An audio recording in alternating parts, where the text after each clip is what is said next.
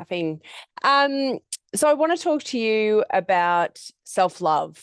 I want to talk to you about why a lot of these uh, methods out there actually don't work.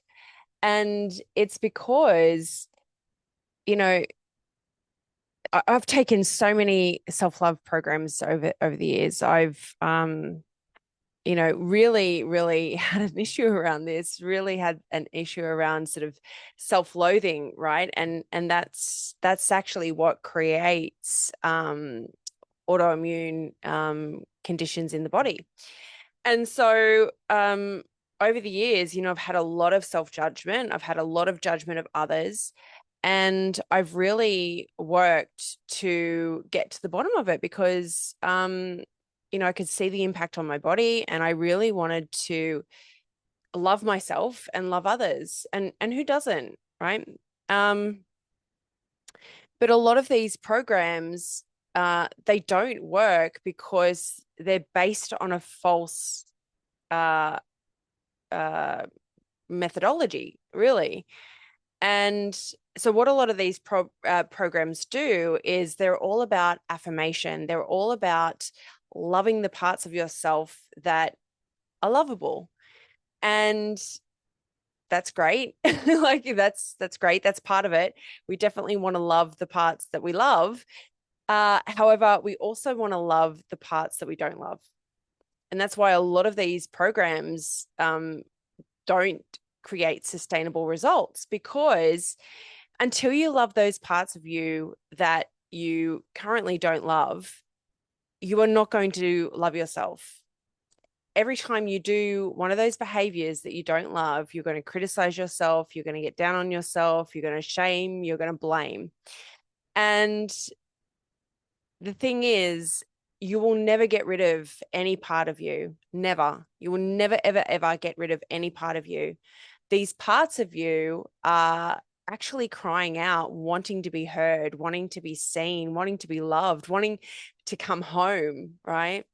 You were fractured as a child when your parents said, don't do this, don't do that.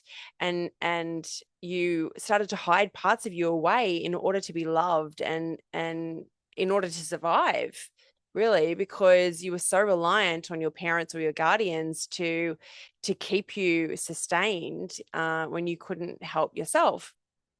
And so we don't even know what we're doing, right? It's so subconscious. But we hide these parts of ourselves away in order to maintain some sort of connection so that we can survive. And and so we're told at a young age, and it's not that we're made to feel a certain way. It's not that we're anyone's deliberately trying to sabotage us. It's the fact that through our perceptions, through our programming that we've had through the womb, that we've had for 13 generations back through epigenetics, we all come in programmed to a certain degree. We come in with life lessons that we want to learn, our karma. So none of us come in as this kind of fresh being and we're ruined in this lifetime. Right? We have programming. Our soul has a divine purpose of why it's here, what it wants to learn. And so uh through our perceptions, through our programs, we experience something, and then we decide unconsciously what to do with that, and and in order to survive. And so we stuff these parts of ourselves away because we perceive through the reactions, through our programming, that it's not okay to be that. It's not okay to be that. I'm going to hide it away because I want to be liked. I want to be loved. And this doesn't just happen as children, right? We go to school, we go to high school, we go to college, we go to the workplace, we start dating, we have love life, we have friends, we have colleagues. It's a fairly consistent thing. Throughout our lifetime until we learn how it all works. And once we learn how it all works, then we can start to unravel who we thought we needed to be, and we can start becoming who we actually are. And so there's a false premise in a lot of these self-love programs because they focus on the positives. They focus on what you want to be. And there's no focus on who you don't want to be. And that's the stuff that really wants to be loved.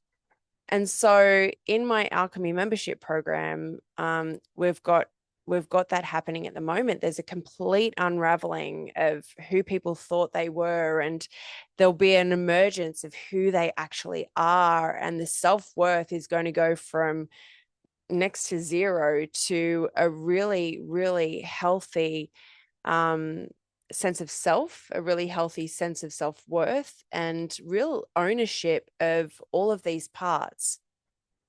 Now, we also give away, so we hide away the parts that we don't want to be, and we hide away the parts that we feel that we're not worthy of as well. So we often give to other people our brilliance, our intelligence, our beauty, our creativeness, our athletic ability, whatever it is for you, right? This is why celebrities are a thing, is because we feel that we don't have these parts within us. And so we look at, the celebrities in our life, we look at the people around us and we're like, my God, she's brilliant. My God, he's so intelligent. My God, he's so creative. My God, she's so beautiful, whatever it is. So in this program, in my alchemy program, the reason you have true self-love and true self-worth is because we find these parts within you. We find the good stuff. We find the so-called bad stuff, and we love it all. And we love it all. And what is the result? The result is a healthy sense of self, a healthy self-worth, and a healthy love for self and others. And that's how you actually transform who you are in this lifetime. Again, you're never going to get rid of anything. You're never going to get rid of the behaviors by trying to get rid of the behaviors. You're never going to get rid of these parts by trying to get rid of these parts. You got to own them, you got to love them, and then you'll integrate them. And they no longer control you then. They no longer control you. Currently, all of these parts have a subconscious, so you're not aware of it. They have a subconscious below the iceberg, right? Below the water, the iceberg below the water, subconscious control over who you are, how you show up in the world, what you're creating in this world, what you're creating in this lifetime. And once we bring all of that to the surface, it no longer controls you. It's no longer running your life. It's no longer an unconscious program. But you've got to own it. You've got to love it. You've got to integrate it. To make it conscious is not enough. You've got to understand how beautiful these parts of you are. So I'd love to hear from you. Have you had challenges around self-worth, around self-love? And believe me, you're not alone. The people out there in the world that you think probably don't have challenges with this, really do. I mean, there's a lot going on in the news. I don't really follow celebrities. However, I did see her movie, and there's a lot going on in the public arena at the moment with an actress called Blake Lively. Now, she has incredibly low self-worth. And to look at her, if you don't understand this work, you could possibly go, what? She's married to Ryan Reynolds. They're billionaires. She's got beautiful clothes. She's a successful actress. However, you only need to see how she shows up in the world in relationship to others, in relationship to criticism. The low self-worth becomes obvious. She comes across as a mean girl and as a bully in so many interviews, and that is the ultimate low self-worth. That is the ultimate self-loathing presentation. So people that have a healthy self-worth and healthy love for self, they don't go around being bullies. And again, like, I'm not I'm not criticizing her. I'm not saying there's anything wrong with that, because there's a lot of dynamics at play. Okay. And her showing up like that is benefiting others.